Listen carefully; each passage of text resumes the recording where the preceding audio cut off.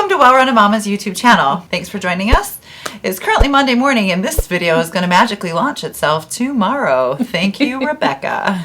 We've all been really busy with births. Today we're going to be talking about what if your labor patterns aren't textbook. You've taken all of the classes, you know, all of the things, and then labor starts. And it's nothing like you thought. So that is what we're going to cover today. My name's Sherry. This is Sarah. We are both home birth midwives in the Las Vegas Valley. If you find this video helpful, like, subscribe, ring the bell, share with your friends, share with your enemies. You know, we get a lot of questions, like as childbirth educators, we like prepare individuals and we talk about stages of labor. So we have early labor, you have active labor, you have things within active labor, transition, depending on what class you're taking. Second stage is pushing. Like that sound effect you just used. Happens What was that? Noise when a baby comes out and just goes.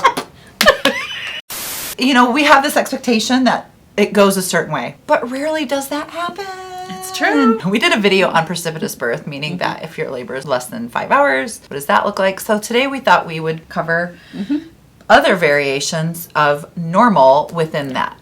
Ready, go. Well, first and foremost, remember that early labor is usually the longest stage of labor. Now I say usually, okay? There's no promises with any of this stuff. Some people will always be the exception to the rule. However, early labor is usually the longest. So usually when you're trying to figure out like, do I think I'm in labor? I'm not sure if I'm in labor. Like chances are you're probably in early labor. And that can look really different for a lot of people. Textbook says they're 15, 20 minutes apart, lasting 20 seconds long. For everybody, that's maybe they start off being 2 minutes apart, lasting 20 seconds. Still a variation of norm. They could start off being 15 minutes apart, lasting a minute long. Still a variation of norm. I think just this idea that when you're in early labor, what you have to keep in mind is that is all like your body preparing for active labor, where from 0 to 4 centimeters for a first-time mom, 0 to 6 centimeters for somebody who's already had a baby. So they're all dilation contractions, but they're pretty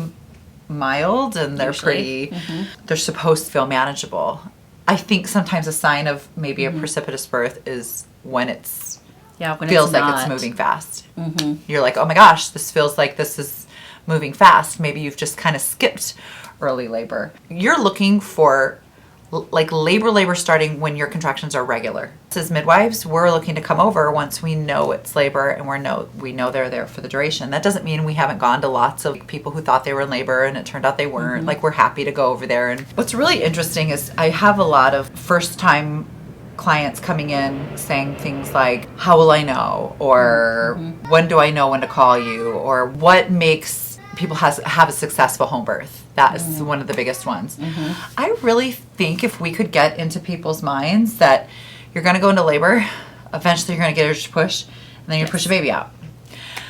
Childbirth education class done. Because I think we get so caught up in like all of these minute, like this idea that this is how it has to go in order for it to be normal. We're constantly looking for someone to reflect, my birth is normal, my birth is normal, this is normal. I think we have to just assume birth is normal until it's not. And so when you go into labor, you go through active labor and you kind of distract yourself all day. And then you get to a point where you can't do that anymore. Now you're in active labor. Then you start feeling pressure with your contractions. You feel an urge to bear down. I think because in our society, we send most individuals have their babies in the hospital and there is expectation. Yes. There is expectation that you're going to have a baby within X amount of time, or you're going to have a baby in this order, or this is what contraction pattern we're looking for. Early labor contractions are way less effective than active labor contractions. Sure. So I do have a lot of doulas who do spend a lot of time, this might be argumentative, trigger warning, that this idea that in early labor you have this malpresentation baby and that's a problem.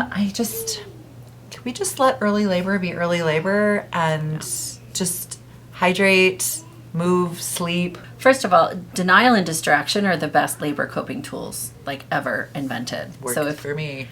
Worked for me as well.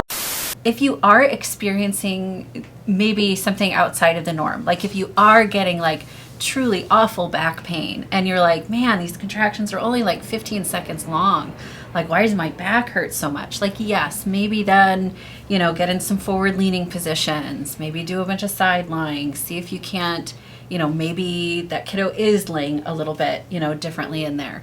But by and large, that early labor stage is kind of prepping your body for like the finale. So if you just continuously move your body, you are essentially doing a lot of the spinning baby steps. If you just walk up and down your stairs or walk down the street or, get into a squat or sit on your ball, like just rotate through those things. But again, denial is a great pain coping thing, because I think when you just like focus so much, especially on those early every labor contraction, everybody needs something different to cope. Birth works. Yes. And when you're planning a home birth, you really do have to believe that at Yes. some level. And one of those things is that you're going to go into labor, you're going to push out a baby.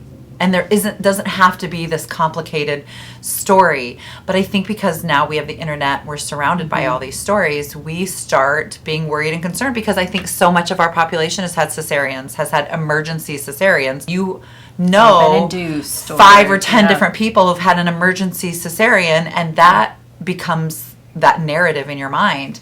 And so I think that's what Sarah and I want to point out is birth is mostly emotional and mental. The physicality part of birth is something that follows. And so just remember, there are variations of normal within what the expectation of normal is. When we're looking at when to go to a birth, or when we call somebody in active labor, when we would say their labor started, when, like, a lot of that is all relative, right? Yes. Everybody has their own story and their own uniqueness. And I think we have to start sharing stories of what normal birth looks like, because I think we only kind of glorify or magnify the scary stories. We've just, don't be afraid to share your positive birth stories. I tell people all the time, something doesn't have to happen for this to be a magnificent event. Yes. That's kind of it. Early labor, there's a lot of variations. Active labor, a lot of variations. Pushing, a lot of variations. And we're not like hospitals where we don't have an expectation. We're not like, if you don't dilate a centimeter an hour in active labor, we don't care. That is a big difference, between models of care too, and considering what your goals are when you're going into this. Is if you're trying to achieve a natural birth, there are certain models that are going to cater to that more. Obviously, I think you should be where you feel the most comfortable being. This is not me saying that home birth will work for every single natural birther out there, because I don't think that's true. But when it comes to models of care, it means a lot. If you have a labor that is not going textbook, midwives are probably going to work with you across the board more than a lot of the medically managed care that you see today. So again, it just depends on what you're looking for. Textbooks are great, like guideposts, but they shouldn't be like biblical. Yeah. And Cora and I are making a video to show you some different positions that you can do in different stages of labor. And I think that will be really helpful. But I think the most important thing I would want to get out of this video is birth is a mental, emotional, spiritual experience. And if you've got stuff that you have to work through and heal from, if you don't do it prenatally, you're going to do it at the birth.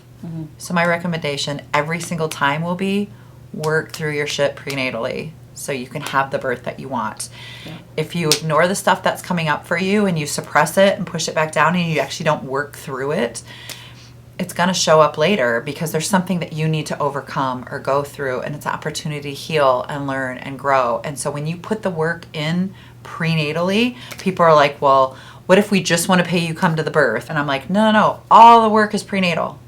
Me showing up at the birth, that's kind of like the cake after the party, right? Like that's getting dessert. However, the work goes in prenatally. If you are pregnant or you know someone pregnant, do the work prenatally, so that when it comes to birth, you have enough confidence and trust in yourself, or at the very least in your team, to kind of get you through those different variations of normal. And so long as you rest when you can rest, stay hydrated, and get good fetal movement, we see good outcomes. Thanks for joining us today. Share your positive birth story below, or share how you worked through some really hard stuff prenatally. What kind of things helped you? Was it a class? Was it a book? What kind of helped you kind of power through? And we would love to kind of follow up in the comments, but thanks for joining us, and may you have a lovely birth. See you next week. Okay, here I am.